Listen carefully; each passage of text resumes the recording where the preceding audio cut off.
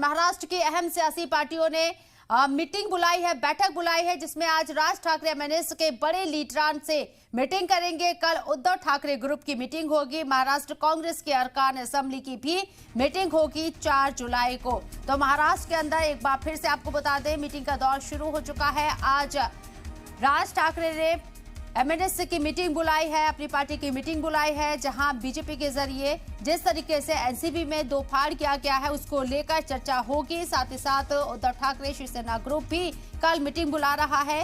BJP को किस तरीके से यहां घेरा जाए, क्योंकि एनसीपी को तोड़ दिया गया है। अजीत पवार बीजेपी के साथ अलायंस में शामिल हो गए हैं और अब ये एक फिक्र का बायस एक बार फिर से शुरू हो गया है कि आने वाले वक्त में बीजेपी क्या और ज्यादा यहाँ जो महाराष्ट्र के अंदर रीजनल पार्टियां हैं उनको नुकसान पहुंचाने वाली है, क्योंकि जिस तरीके से अजीत पवार बीजेपी के साथ गए हैं, दावा किया जा रहा है कि अजीत पवार के साथ एनसीपी के तकरीबन 35 से 40 एमएलए मेंबर ऑफ असेंबली की जो है वो हिमायत उन्हें है और ऐसे में एनसीपी के वजूद के ऊपर भी खतरा मंडराने लगा है।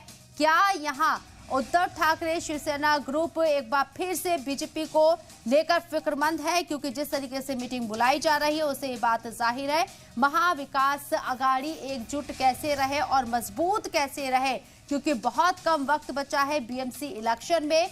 इसको लेकर भी एक तशवीश जाहिर की जा रही है तमाम जो सियासी पार्टियां महाराष्ट्र के अंदर है उनके जरिए।